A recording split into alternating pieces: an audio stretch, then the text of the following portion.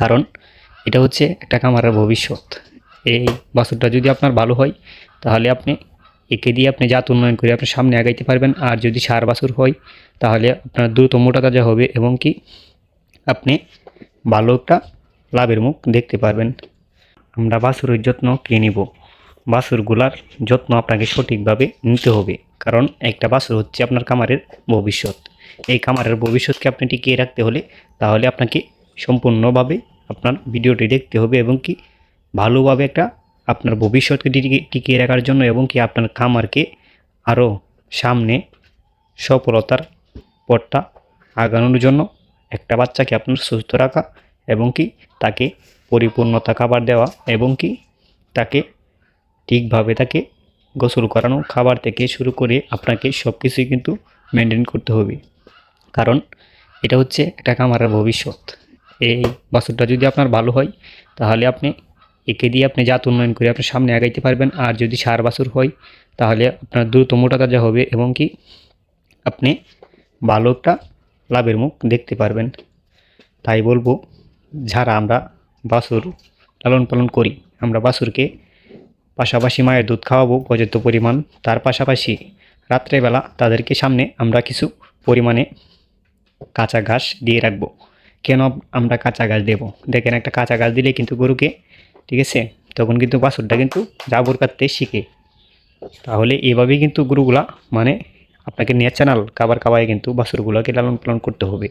কারণ বাছুরগুলাকে এখন যদি আপনি যে কোনো ফিড খাওয়ান বা যে কোনো কিছু খাওয়ান, কারণ তার কিন্তু পাতলা পায়খানা হয়ে যেতে পারে। আর যদি আমি দেখছি যে ন্যাচারাল যদি ঘাসটা খাওয়ান তাহলে আপনার কোনো সময় এই আপনার এই পাতলা পায়খানা হবে না। আপনার বাছু দ্রুত বড় হবে এবং কি তার রুমগুলো সুন্দর দেখা যাবে এবং কি আর যদি আপনি এদেরকে অল্প বয়সে দানাদার খাবার দেন তাহলে কিন্তু আপনার পাতলা পায়খানা হয়ে আপনার বাছুরটা অ্যাক্সিডেন্ট হয়ে যেতে পারে। তার জন্যই বলবো আপনি তাকে রাত্রেবেলায় কাঁচা ঘাস দিয়ে রাখবেন, আর দিনের বেলা তাকে উন্মুক্ত জায়গা দিবেন যাতে সে দৌড়াদৌড়ি করতে পারে। আপনার বাছুরকে কখনো এক জায়গায় বাইন্ধা রাখবেন না, ঠিক আছে? তাকে ধরতে দিবেন, তার যতটুকু ইচ্ছা সে খেলা করবে, ধরবে, ঠিক আছে? তাহলে আপনার বাছুরের গ্রোথ দিনে দিনে বৃদ্ধি হবে।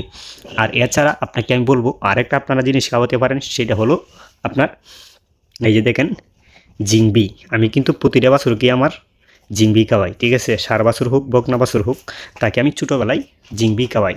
জিংবি খাওয়ানোর কারণ কি, মানে তার চামড়াটা ঢিলা হয় এবং কি তার সৌন্দর্য বাড়ে এবং কি তার রোগমুক্ত থাকে। কারণ যে কোনো রোগে তাকে আক্রমণ করতে পারে না যদি সে জিং খায়, ঠিক আছে?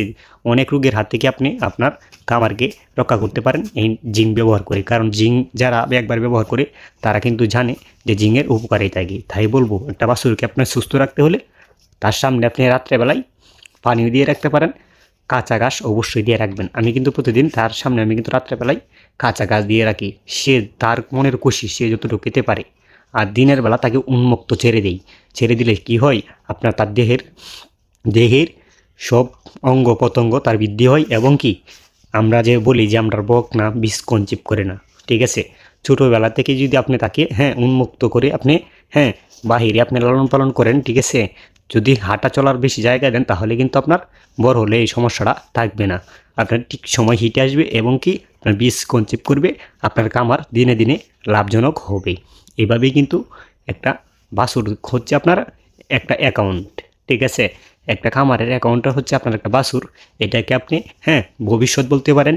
এটাই হচ্ছে আপনার সামনের সফলতার রাস্তা, এই একটা বাছুর।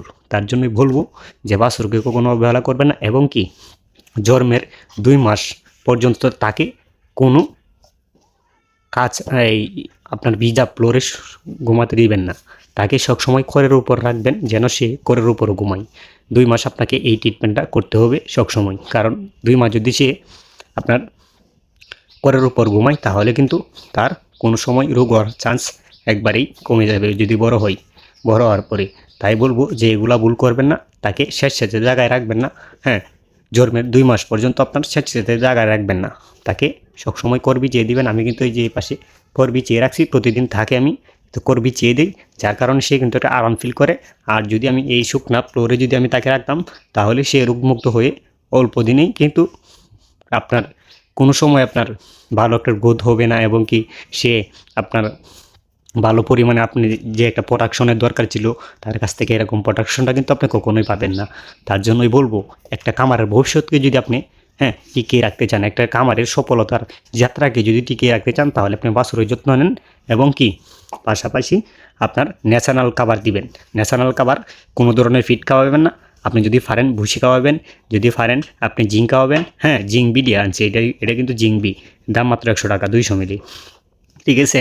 পাশাপাশি আপনি ক্যালসিয়ামও খাওয়াতে পারেন, ঠিক আছে। তাহলে আপনার, আর যদি আপনারা কোনো সময় ভুলেও কিন্তু ফিড খাওয়াবেন না, কারণ হচ্ছে আপনার এই কম বয়সী বাছুর কোন সময় কী হয় সেটা কেউ জানে না, যার কারণে আপনি ফিডের কাছাকাছি যাবেন না। কেননা এটা হচ্ছে একটা খামারের ভবিষ্যৎ। আপনার খামারের একটা ভবিষ্যৎ হচ্ছে একটা বাছুর।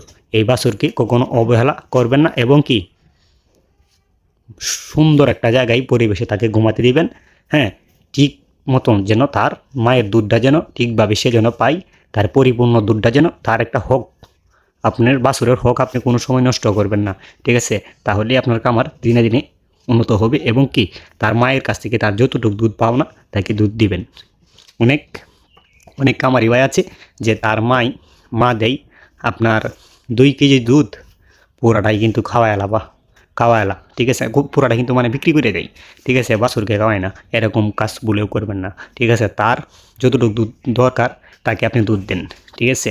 আর মায়ের দুধটা আপনারা যদি দেশি গরু হয় তাহলে পুরাটা দুধ যেন একটা বাছুরে খায়।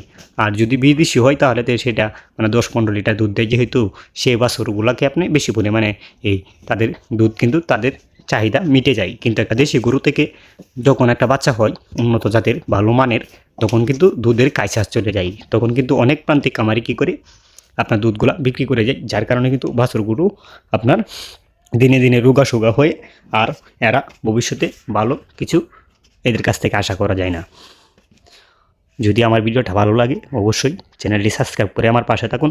নিত্য নতুন ভিডিও দেখতে আমার চ্যানেলটি সাবস্ক্রাইব করুন, এবং কি আমার কথাবার্তা যদি কোনো ভুল বেদবি হয়ে থাকে ক্ষমা দৃষ্টিতে দেখবেন। এই বলে আমার ভিডিওটা শেষ করলাম। আসসালামু আলাইকুম।